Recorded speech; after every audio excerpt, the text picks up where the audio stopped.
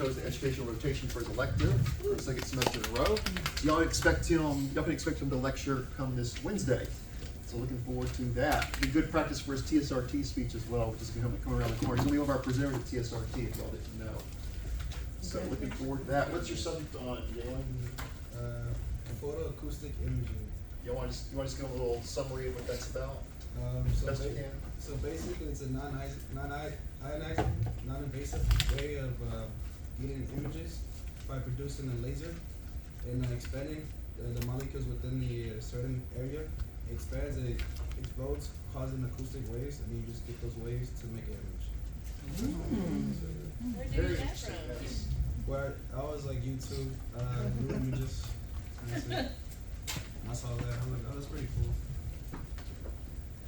So let's make sure, of course, we show them our full support to TSRT. As you can imagine, it's very difficult to get in front of a lot of people, especially a conference of this size, other students at our schools, high pressure, but I believe him and Aaliyah are both going to do an excellent job. And we're going to win back our glorious hair ourselves this year at TSRT. All right? So when you make Mr. a Who Are joke, we'll We? do our Who are fake we? laugh. All right, guys. So we are now going to segue from the ethmoid bone to the parietal bones, plural, where we have a left and a right parietal bone. Now, what I like about this one is there's not as much anatomy. In fact, there's only one piece of anatomy on this bone, that being the parietal eminence. So a much less intimidating cranial bone. This, of course, forms the upper two sides of your skull. And y'all can pass those around while I talk. So parietal bones are going to be approximately in this area of your skull right here, guys. The upper back portion, right behind the frontal bone.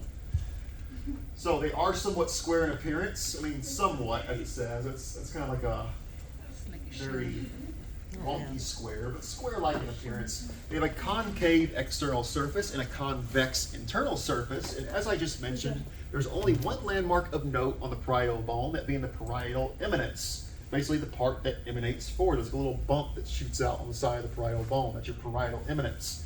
If you palpate the side of your head, some people have a more prominent parietal eminence than others, but it's kind of like that little point on the side of your head that you can feel when you press the side of your head. It's a prominent bulge near the center of the external surface of each of those bones. And very important point on the parietal bone, please write this down, put a big star on that last little bullet point. This is the point where the width of the skull should be measured to set the technique. That's the widest portion of the human skull, from left to right, the parietal eminences. The widest portion of the human skull between those parietal eminences. And if you're going to measure, that's where you want to measure to get the most accurate read.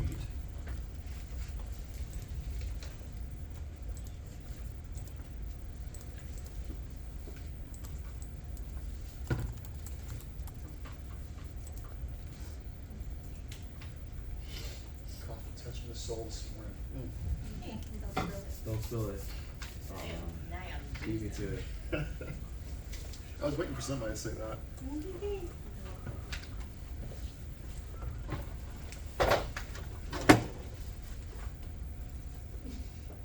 And that picture right there also shows you where those articulation points are. And we do have different articulations with the different cranial bones. Parietal bones do articulate with each other, left and right, via what suture? Careful. The two parietal bones are connected by the sagittal suture. Correct.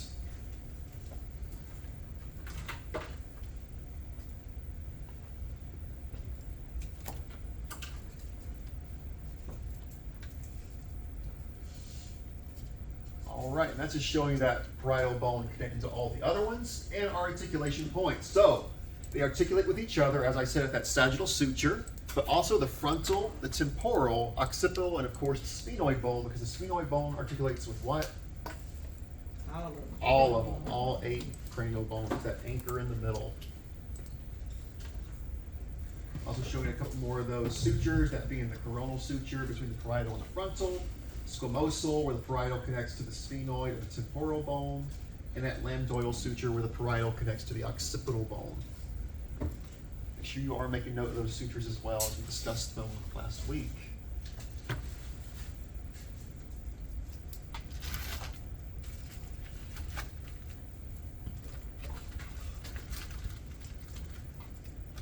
What was the bregma again? You don't remember what that was? The bregma? The bregma. That's right here. The bregma. You're thinking glabella. The bregma. It's the Oh, break. it's The junction. It's a junction. A junction point. Correct. What is it a junction of specifically?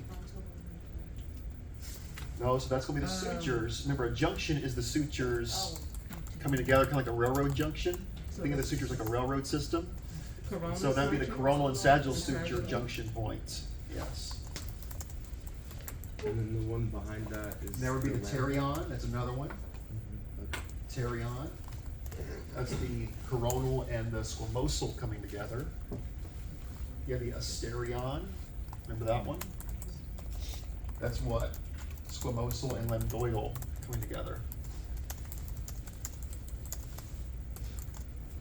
Wait, so what's the one next to the pterion? The junction next to pterion?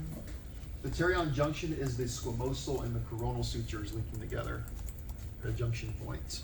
So the coronal suture comes down right here, squamosal comes right here, and where they meet, really that arrow should be right there. Where they Oh. meet is the junction point we call the pterion. Sure.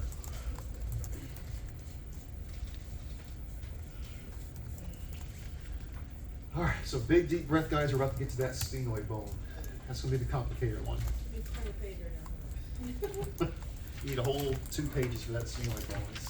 It's intense. Jalen, what you know about that sphenoid bone? I'm a little rusty. I'm learning today too, so. Why is the sphenoid bone important? Who remembers? It has a very, very prominent landmark that houses something. The amploid one. Sphenoid bone here, guys. Sphenoid bone. The hook, Has that hook? There's a hook called the sella turcica that houses what? The pituitary gland. Pituitary. What? The pituitary gland, correct, which is the master gland of the body. Yes. But before we jump to that sphenoid bone, let's do a little practice. Now, obviously, you're not going to know all these little points, but by the end of this chapter, you will. This is a great example of how you're going to have to label this stuff on an exam. So I'm just going to point to things that we should know already, and let's start with number 6. It's that pink portion right here. What is number 6 pointing to? It's a cranial bone. Bone? But which one? I heard parietal. Which one? Right. The right parietal bone, correct. What is number 7 pointing to? The frontal bone. The frontal bone. What about number 9? What is that? It's a suture, but which one? You can't see the junction. Well, actually, yeah, you can. I'm sorry. The junction's right there. Where those sutures come together. But what suture is number 9 pointing to? Not coronal. Temporal. Coronal's right here. Squamosal. There you go. Squamosal suture. It's the one on the temple. What she By your said. temple. All right, let's get a little more difficult here. What is number 10? It's talking about that purple portion. What is that? The greater ring of the sphenoid. It's the sphenoid bone. Is See it how this is tricky, guys? This is gonna be very tricky. That's the sphenoid bone. Let's see. Let's go to very difficult to see, especially from this view. But number 12, that teal portion. What is that? the cranial bone? Is it the cranial? Or I was mean there. We haven't talked about that one yet, but I did that on purpose because people often mix these two up. We have 2 bones here, guys. We haven't talked about fascia bones yet, but this teal portion is a lacrimal bone, which sits on the tear duct. But right behind it, that pink reddish color, That'll be the that's gonna be the inner. ethmoid bone. Oh, the ethmoid. So great thing to make note of because they're right by each other. The lacrimal sits right on your tear duct or right on the inner canthus, and right behind it is the ethmoid, and then right behind that is the sphenoid. Mm. Right in that order. The ethmoid is inside the nose too, right? Yes, it is. You can see it right there too. Y'all see how it kind of comes down? Mm-hmm. And also, do y'all see how the perpendicular plate forms that bony nasal septum we talked about? Mm-hmm. So we have a portion here and a portion here, and that's the bony nasal septum. All right, did I miss anything? Well, we haven't talked about yet, but what is number 16? Cranial bones. Temporal bone. That's the right temporal bone. Correct. Very good. Let's go to this view right here. Oh. Oh, I got nice colors and everything on there for you. I could make it just a plain white skull. That's kind of nice. All right, let's try giving this view, guys. What is letter N? Frontal bone. Letter A. Is the Parietal bone. Are we seeing that? Parietal bone? Yeah. Letter E. Is Occipital. Letter D. Temporal. O. Sphenoid. How about P? The outer. You said P? P. That's the sphenoid. No, it is Or not. ethmoid. That's the ethmoid. So once again, same concept, guys. Two bones right in front of each other, right by each other. Lacrimal, ethmoid. Ethmoid's right behind that facial bone. We haven't talked about that yet. There's your nasal, lacrimal, ethmoid. And then, of course, we haven't talked about the rest of these yet. But let's see if we can name some of these sutures. Letter M, what suture is that? Coronal. What about B? Squamosal. I call it the squishy one. The squishy one. And you know why it's squishy? That's the thinnest portion of your skull. That's where your skull's squishy. Oh. Squishy squamosal. Okay. So now you won't I like forget that it. one. Oh shit. Squishy squamosal. What about letter C? What Cody said. Lambdoidal. What Cody said. Yes, what Cody said. What about, because we should go ahead and know this, what is letter G? EAM. EAL.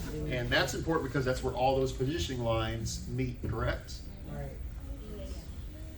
All right, very good. Very good. So we'll come back to that, especially when we add the rest of the bones and landmarks. But for now, let's go to this evil thing, huh? Yes, I told you the sphenoid bone is quite intense. There's a lot of stuff on it. Now, as I talked about the sphenoid bone, let me have one for you to pass around. Now, as evil as this little bone is, I do love this little bone. It's quite pretty. Ooh, as I destroy it, but it's very unique and very cool looking. See? So, make note, this is what we call an irregular bone. You know, we have different bone types, flat, long. This is irregular, obviously. It's quite irregular. There's nothing else like it, as you can see. It's wedge-shaped. Vaguely resembles a bat. Some of you guys said bird, some of y'all said butterfly. But I still think it looks more like a bat, personally. Yeah. Now, where's it located? Base of the cranium, anterior to the temporal bones and the basilar portion of the occipital. It's also basically in the midline of the skull, anchoring all the cranial bones together. Once again, make note, every cranial bone articulates with this bone.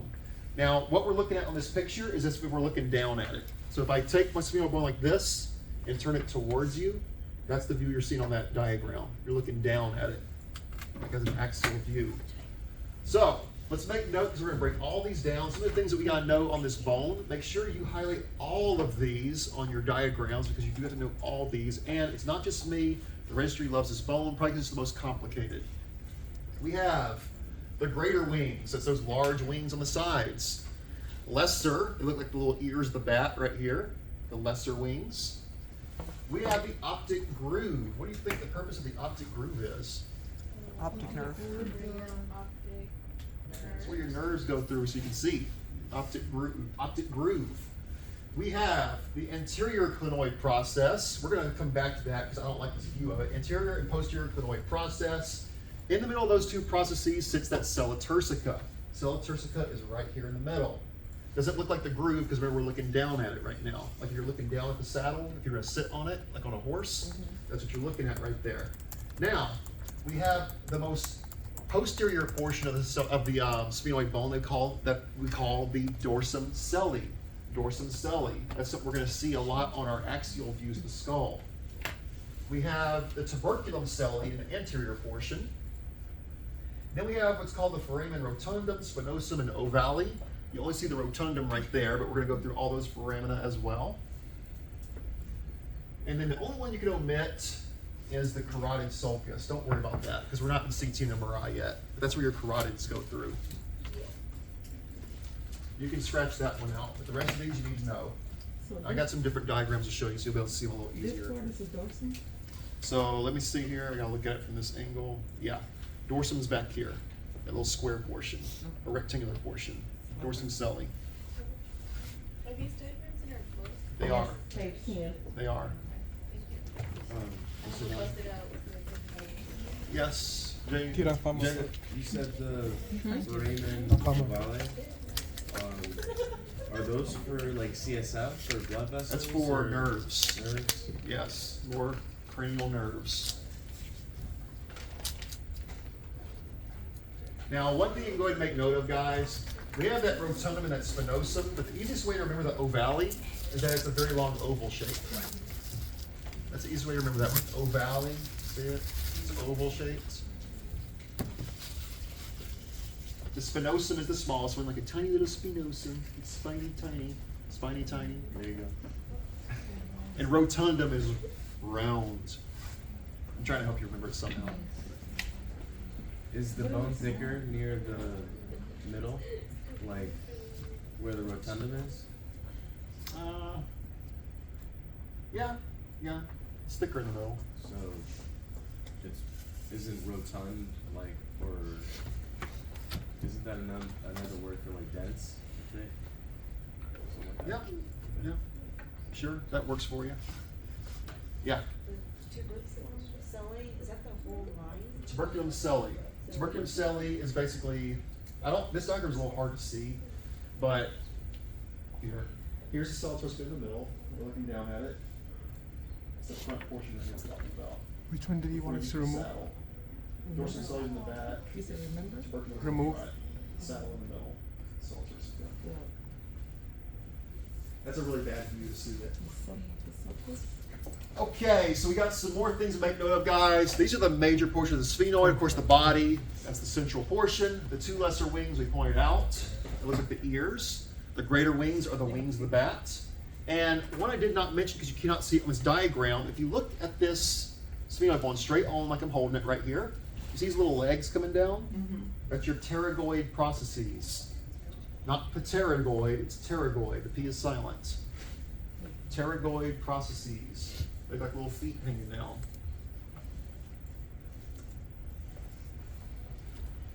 Yeah, I'm not really fond of the diagrams your book has on this. They're not the best.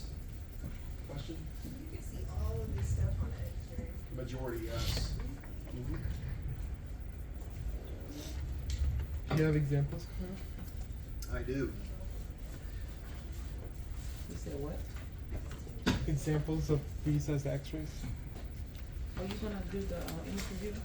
for us Yes. or Like the practice sheets and all that? Yes. Wait, what is the hotspot exam? The first one or second one? The hotspot will be, so the first exam will be a combination of multiple choice and hotspot altogether. It's just gonna be anatomy though. It's gonna be an anatomy test. Okay.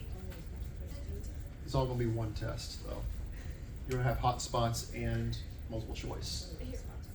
For the final? Or for this test? There's just that For much the information, guys. test. It's a lot of information. For the test. For the All right, let's break these down specifically. What we're looking at here, guys, is if we put the sphenoid bone in a lateral view and we zoomed in on that sella turcica. So we're looking at it from this angle like I'm holding it, and we're zoomed up on it. Really close. All right, so make note, the sphenoid does contain our two sphenoid sinuses, also forming the posterior wall of the nasal cavity.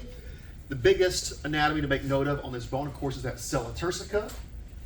Why? Because it houses our pituitary gland. It literally sits in that little saddle right there. Hangs down from the brain, sits down in that little cavity. You see right there. Now, this anatomy is extremely important because when we do a true lateral skull, we look at the sella turcica to see if we're in an actual true lateral. If we see that nice defined hook shape, that means that we have the skull in a nice true lateral. Now, we cannot see the tuberculum celli, but tuberculum celli is this frontal portion that is superimposed. But this hook comes up to two distinct points. The anterior point is what we call the anterior clinoid processes. That's the point right here, and it'll look like a point on an X-ray. We dip down to the sella turcica. We come back up to the second point, and that's our posterior clinoid processes. So two distinct points between the surrounding the sella turcica. The front is the anterior clinoid processes. The back is the posterior clinoid processes. The back wall behind the sella turcica is the dorsum celli. The front wall, which you can't see right here, is the tuberculum celli.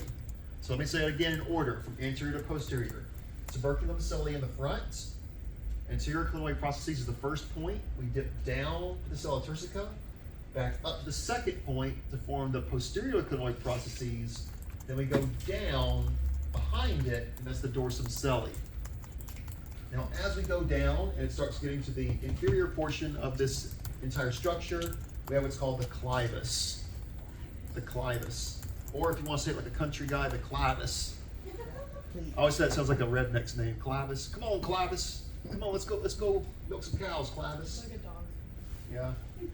Don't name your kid Clivus. That's a terrible name. It's not as pretty as Krista Galley, you know. Yes? For the anterior clinoid process, is it those two? Yes. Or can they just one? And they look like a point on an x-ray. They'll be superimposed on an x-ray. They look like a little spike. Oh. That spike, it'll dip down, second spike behind it, and then we follow it back down around. It'll look a lot clearer on the x-rays when I show them to you. Yes? What's in front of the wall? Which wall? The anterior wall? The 'Cause I know- tuberculum celli. Now, you can't really see it in this view because it's superimposed, but there's a tuberculum celli and a dorsum celli. Dorsum means behind, Okay. tuberculum means front. Can you spell that, please? What, tuberculum? Tuberculum. Tuberculum. Thank you. Spelling bee. I gotta say, Jalen, the Clivus joke worked a lot better with your class. Y'all laughed at the Clivus joke. I didn't get much of a chuckle out of this one. The redneck? I was trying to write it. Yeah. So like, can you go over the diagram? The joke Yes, I again? can. Yes, I can. So remember, Focus on the. we are looking at the sphenoid bone from the side, and we are following this from anterior to posterior. So, in the very front, we cannot see it because it's superimposed. We have the tuberculum celli. We have the first major point, and I say point because it looks like a little spike on an x-ray. We have those anterior clinoid processes. We dip down to the sella turcica, which houses that pituitary gland. We move back up to the second point, and that's the posterior clinoid processes. Then we go behind the structure at what we call the dorsum celli. And then finally, as we move more inferior, it becomes the clivus, old clivus. Good old clivus. Earlier you said that the dorsum celli is the most posterior. It's part of the posterior portion, yes. Not the most posterior, but it's part of the posterior structure that houses the sella turcica. Bless you. Triple bless you. Yeah. You allergic to this class? We all right so far? Okay, so in This gets front of complicated. the anterior clinoid process was, which one, the dorsum? The anterior clinoid processes is close to the tuberculum celli. Posterior is right on top of the dorsum celli.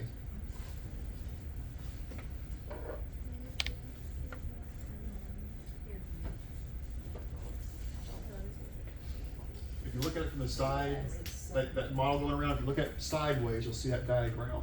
Put in a lateral view. This is a gold star diagram, ladies and gentlemen. This entire series of anatomy is something they love to ask on. Keep that in mind. This part? We're looking at it from a lateral. If you see how you can see the saddle if you hold it like this. Look, see how I have it? Yeah. See it? It's very small. Pituitary gland is very tiny.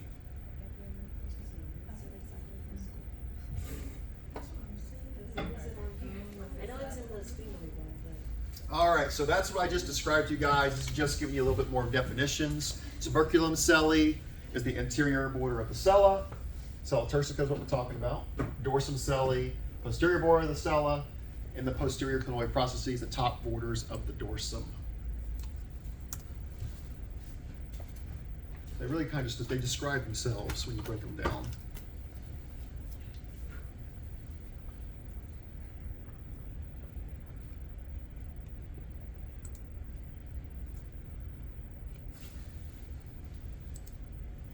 Clivus is C-L-I-V-U-S? Yes. Poor old Clivus. Nobody thought he was funny this year. This sphenoid bone kind of would like some brass knuckles almost. The pterygoid processes. And it's sharp too. Just because nobody laughed at your joke doesn't mean you need to get violent. I was very offended. You gonna laugh now?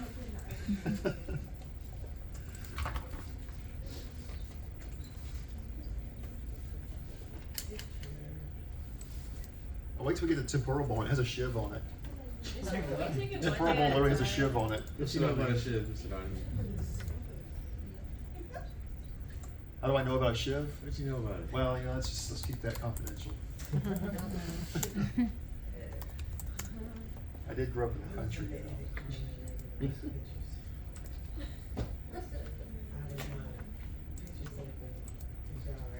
All right. Wait, yeah. Oh, wait, okay.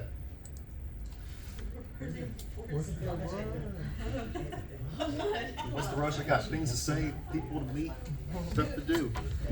Yes, Reagan? So, okay, so I know the first step is gonna be like an anatomy, and so are we gonna have to, like, are we gonna be able to look at actual things and x-rays to look at the anatomy, or? You're gonna have models and x-rays, yes.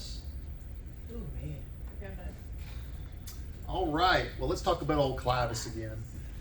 You know, so Clavis, he's that slanted area of the bone posterior and inferior to the dorsum area. Now, why do we have a Clavis? It supports the pons of the brain. Very important to know. It supports the pons of the brain. Then we have that optic groove. That's going to extend over that interior portion of the tuberculum celli. That groove ends at each side of the optic canal, and of course the optic canal contains our optic nerves. When you go to the eye doctor, they always look at your optic nerve to check the integrity of it. Make sure it's still connected correctly, there's no major issues. So, when they're using their fancy cameras, they're looking through your optic canal and through your sphenoid bone. So if you want to impress your doctor, say, hey, how's my sphenoid bone looking today? Sir, I don't know what you're talking about. They probably would. Well, yeah, usually it's not the doctor, it's just the like the nurses and stuff there that do that camera. So you know how I feel about nurses, they probably don't know this stuff as well as you do. So my sister was actually just in the hospital last week, and she was like, "Oh, my nurses are awesome! Like the X-ray techs came in and they took chest X-rays and stuff." And she's like, "My nurses are so nice," and I'm like, "Well, they have like a love-hate relationship with techs." They do. And she's like, "I don't see why they're so nice." I'm like, Was she shield? yes, she was. I asked her. I said, "Did they shield you?" She goes, "Well, they put this thing on me." I said, "Okay, yeah, it's a shield." By the way, guys, great diagram right here. This is that same view as that diagram we looked at back here. Hang on, this. We're looking at that sphenoid bone in the same way. It's just a little bit more color coded for you. We're looking down at it from above. You can see where the optic canal is located. We have two optic canals, by the way, left and right. They're on that tuberculum celli area. Below here, you see those other foramina we talked about. And we can go in order. Here's the rotundum, ovale, spinosum. Rotundum is most medial, ovale is in the middle, spinosum's on the lateral aspect, the sphenoid bone. Also, this is the way I remember it, rotundum looks more round, ovale more oval, and tiny spinosi. Tiny spinosi, or spinosum, that's called tiny spinosi. There you go. The OV is in the middle? Ovale is in the middle, and it's more Ovale oval is in the shaped. middle. And those house more of those very important cranial nerves from our brain. Of course, we have a huge foramen that we see on that image toward the back end of the head. Y'all remember what that one's called? We talked about that a couple chapters ago. The foramen magnum, the biggest foramen found in the body. That's where our brain stem travels through.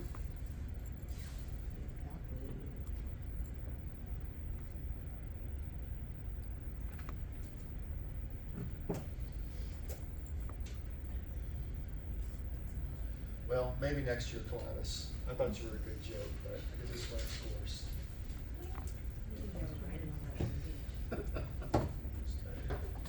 But you'll never forget it now. You know.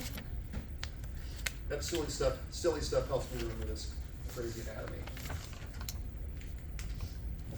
But why isn't, like the holes you just, announced, why isn't it like that here? Hold on, first question. Shamika, what'd you say? The holes you just mentioned, why aren't they lined up like this in On the the? other diagram? Yeah, like why That's is a it? good question. I don't know if that's, I think it might just be turned or something, just throwing it Okay. off differently. But if we're looking directly down at it, that is how they line up. It's how we would see it on a CT, by the way. When you're doing slices. Okay. Oh, hey, hold on. Monty, you had a question? Where's the clients on there? So clivus you're not gonna see very well, but it'd be about this portion right here. So you have the cell turcica in here, your posterior clinoid processes here. Move right behind it to the dorsum celli, and right below that would be the clivus. That's kind of the area that's gonna start connecting to the occipital bone. So is the clivus this little like ridges or something? Not necessarily a. You see that? So dorsum celli is right here, clivus is right below it, and that's where the occipital bone connects. It's like the line, yeah. Yeah. All right, optic canal, of course, very important because that's what transmits our optic nerve from the brain to the eye. That's how we can see right now. But the actual opening, make note, is the optic foramen. The optic foramen. By the way, we're looking at the sphenoid bone from an oblique view right here. Here's the back, here's the front. We're looking at it in an oblique angle. There's your greater wings on the side, lesser wings here. There's the anterior clinoid processes. Cella turcica dips down, comes back up to the posterior clinoid processes. Y'all need to be looking at this, it's very important. Right below it is the dorsum celli. There's clivus. And that's that area we just looked at from a lateral view. So don't let that, it's a little bit of an ugly diagram, but we're looking at it in an oblique view. Y'all see it now? Kind of does. Now we're going to talk about these, the pterygoid processes, here in a second. We have a lateral pterygoid process, medial, and in the very end is the pterygoid hamulus. We'll come back to those in a second.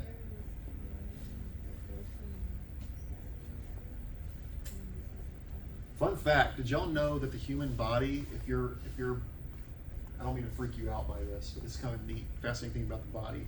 The eyes are kind of seen as a foreign object in the body, and if your brain ever realized that your eyes were foreign objects, you would go blind. Really? Your body would try to eliminate your eyes and your eyesight because it sees it as like a foreign body. It's kind of fascinating if you ever want to read up on that. Yeah. Yes.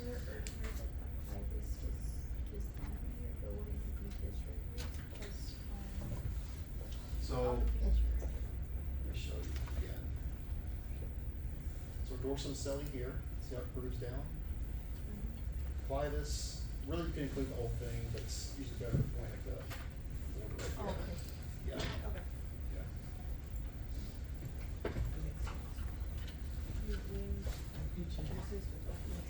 So I want you to make note of those pterygoid processes there again, guys. Now you see them labeled a little bit differently from what I said, because they're talking about lamina.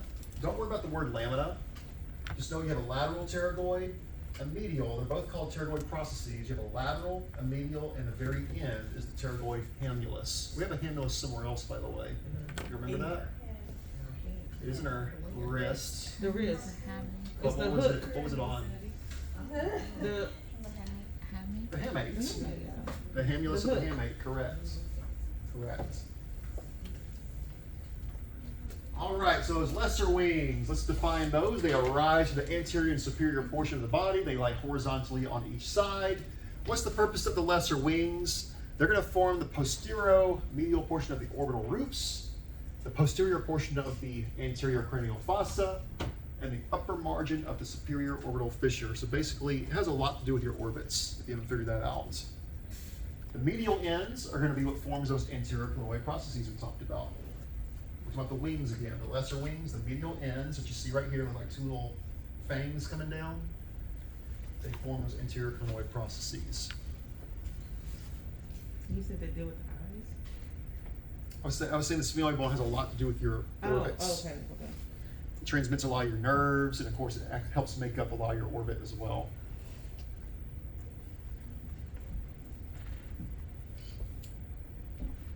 You know, okay, sphenoid bone's not too scary.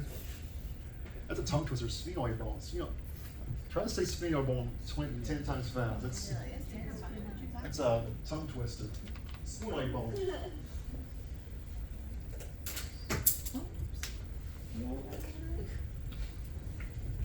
Must have said this too much for her. Do a pen So there. yeah, I can see it now, Shamika, based on your point, Tell me how these back. lie. This is slightly turned towards us. Okay. That's why that's thrown up right there. If you're looking directly down at it though, Mhm. they line up a little bit more in a straight line. So that'll be the first one. Yeah, Okay. but that is the order: rotundum, ovale, spinosum, formed from medial to lateral.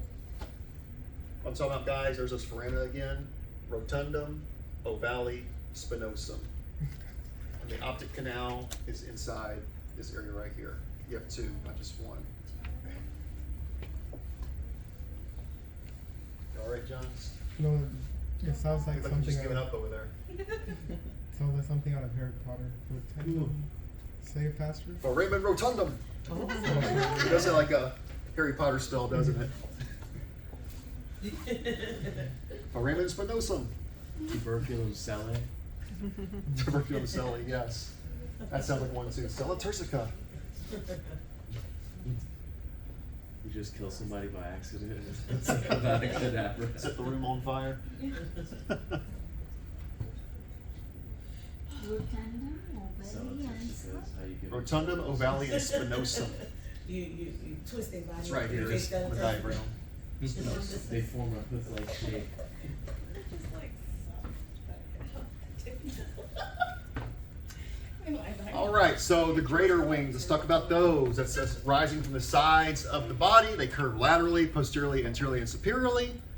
What's their purpose? They form part of the middle cranial fossa, and most importantly, that's what makes up the posterior lateral walls of the orbit.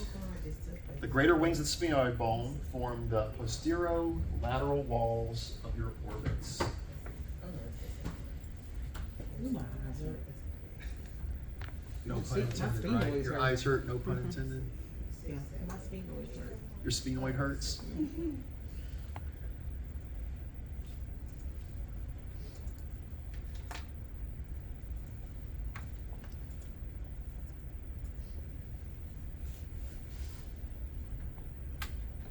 I will say this is the most heavily labeled of all the bones we're going to talk about in the skull. The rest don't have near as much as this. This is the big baddie, so to speak. Big Daddy. The big baddie.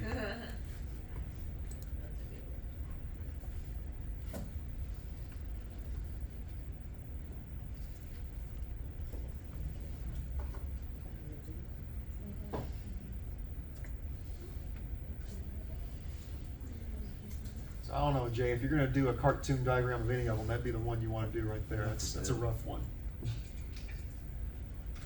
And get rid of our houses? No. You can erase our names over there. You don't really need that anymore. I think y'all What if know my someone wants phone to number call by you? now. All right, so once again, guys, there's those three foramina we need to make sure we know. They are situated on the greater wings, the rotundum, ovale, spinosum. That's the order from medial to lateral, by the way. Rotundum, ovale, spinosum. Then, of course, the pterygoid processes on the inferior portion of the sphenoid. They arise from the lateral portions. I don't think we go over the actual purposes of the pterygoid processes, just know they're hanging down off the bottom or the inferior portion of the sphenoid bone. You have a lateral pterygoid, medial pterygoid, and then the most inferior being that pterygoid hamulus, that little point on the bottom. The hamulus, by the way, is found on the medial pterygoid. So lateral pterygoid, medial pterygoid, pterygoid hamulus on the bottom of that medial.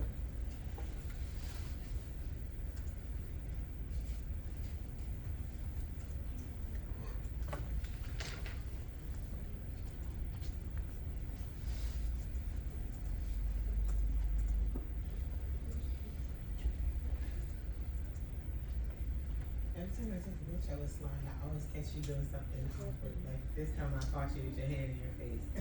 I mean, I cut it out, but it never fell. Tell me with my hand in my face. Yeah. Oh, I was scratching my eye. Yeah, it never fell. It's something like you'll do something just awkward. I'll go back. Catch you. I'm an awkward person. Like, what can I say? God, it's these good pictures for the yearbook though. Like it. You're looking all stressed out. And No, like it catches you in your element. Like when you're not like just perfect pointing, you know, so. You say so. It is. I promise. I promise you. You don't look I'm not- awkward, it's just that you're not. I'm gonna trust you. Yes, you can trust me. I'm not gonna, I hate when people put bad pictures up of people. She's not gonna do you dirty. Yeah, I wouldn't. All right. I hate it. I don't even like taking pictures, period, though. Me So. either. That's why I don't like when people put up bad pictures of people. I hate You pictures. posed for the frontal cap nicely. Did I? Yeah. Well, I tried. That's definitely coming around. It won't be forgotten. Picture with your hand in it. You like, you move and then you put it back on.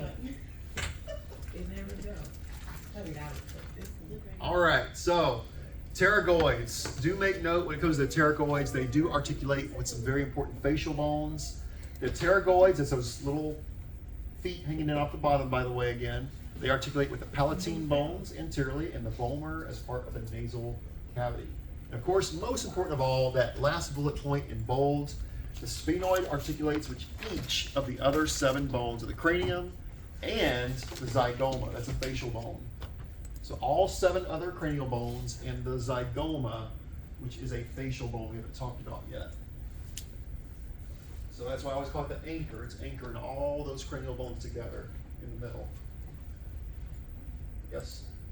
And I can't really see. You said the hamulus was the knife-like part? The hamulus is this, this little sharp part coming off the medial pterygoid, the very bottom. Like when I was doing the brass knuckles, that would be the part that hits you in the face. This little,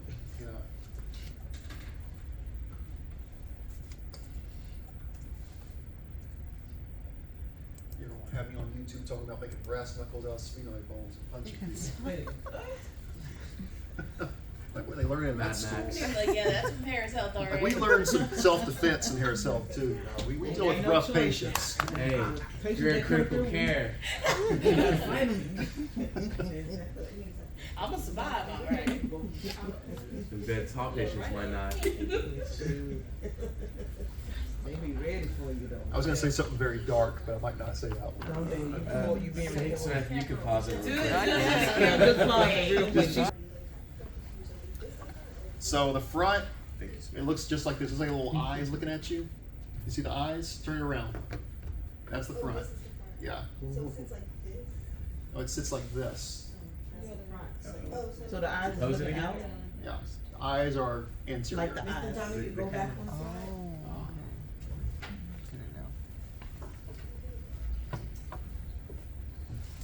So the eyes is like this, right? Like it's looking at you, yeah. Thank you. Welcome. And of course, I did mention this before, guys. Why is it called Selatursica? It means Turkish saddle. And that's a Turkish saddle. So there's your anterior clinoid process. There's your Selatursica. There's your posterior clinoid process. Dorsum celli and clivus down here. Which is the same shape. I thought you were gonna say the same Yeah. Sort of. And that's the same thing we already looked at. So another great diagram. This is not in your book. If you want to take a picture of that, it kind of gives you that same view, a little bit more color coded. But that's the sphenoid bone separated in color from the rest of those cranial bones. It has all that anatomy that we went over, or a lot of it, not all of it. Gives you a good example of where that's located in that cranial floor. This is going to be a very important image as we move on, because we're going to add the rest of the bones to this as we move forward.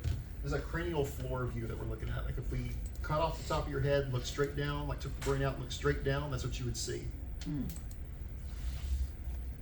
And this is very important when you get into CT and MRI, because this is like an axial view. When you do those slices that you always see.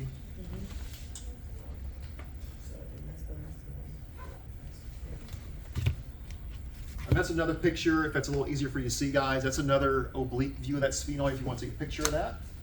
It's a nice little diagram to have on hand. I'm going to give you all multiple views here because it's a very complex bone.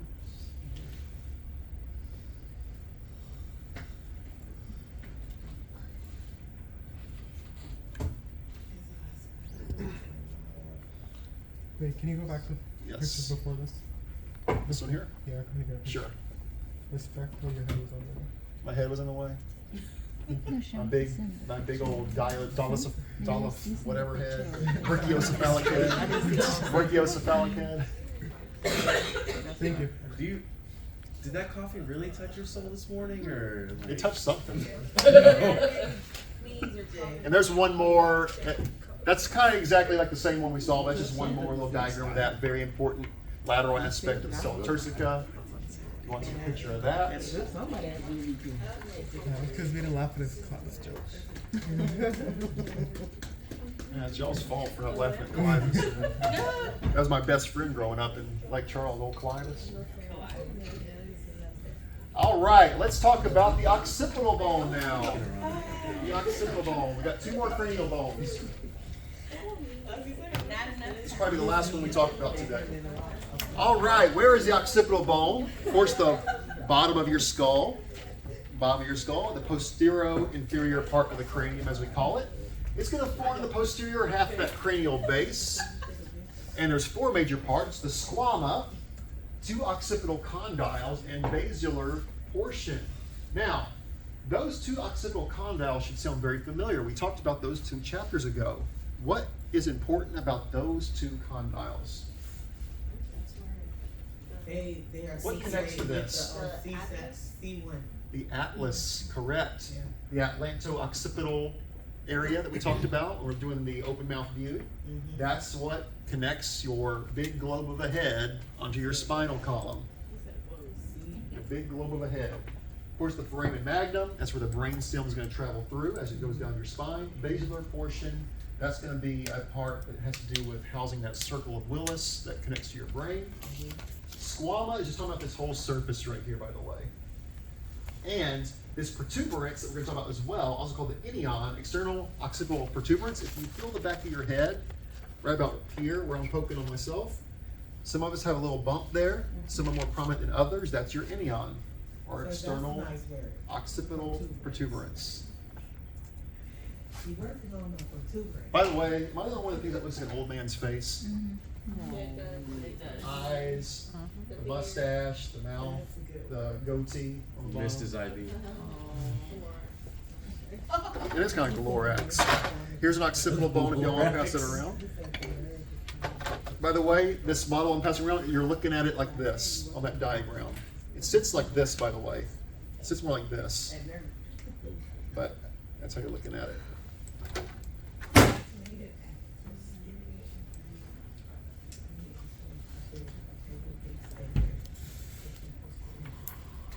What house atlas or something you said? So the atlas connects to the occipital condyles via the atlanto-occipital joints.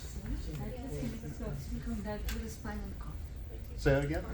Atlas connects with the occipital condyle. So the occipital condyles articulate with the atlas, forming the atlanto-occipital joint, and that's what connects the skull to the C-spine. All right, so foramen magnum, of course, very important anatomy. Why? It's the largest foramen found in the body. Also, where your spinal column travels down your spine. Specifically, the medulla oblongata, like we saw in the video last week. The medulla oblongata passes as it exits the cranium. That external occipital protuberance, it's that prominent little point on the back of that bone. Like I said, some people have a large protuberance, other ones do not.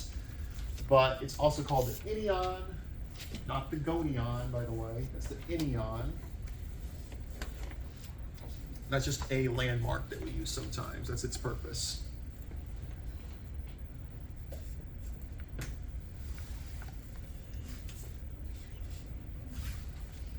You can use occipital bone as like a scoop or like a spoon.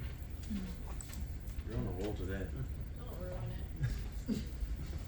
I'm just saying, you know. Or even has like 4 little divisions. You can use it like a little plate. You know, you can put your veggies here, your meat here, I don't want my your food rice, anywhere near and that. your sauce right here. Please stop. There's some baby portions too. Come on now. Hey, you know, after so many years of doing these exams and talking about anatomy, you just don't really care anymore. You can make those kind of jokes.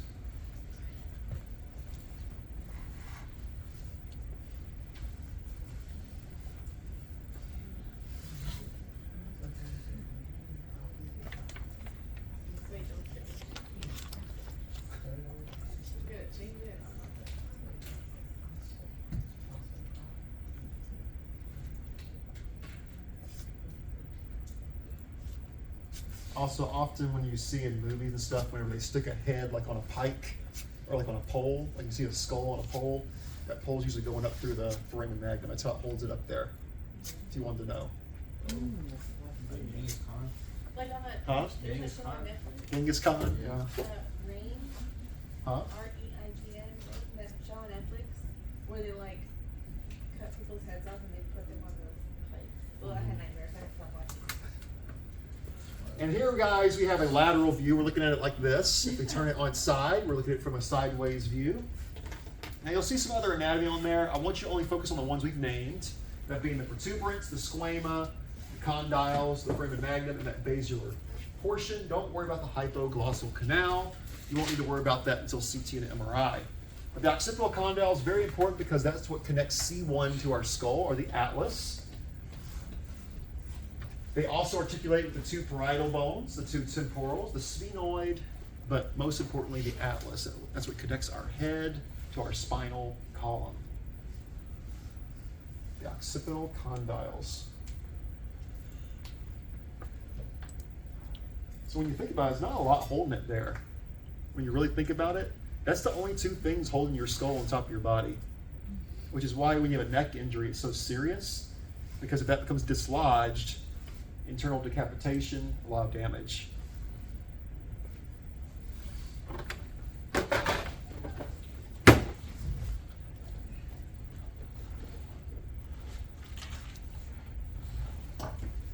And with that, as y'all finish that up, y'all want to go ahead and take your first break. It is 9 o'clock. Come back by 9:10, and we will continue finishing up your head model project. We have lots of pens, by the way.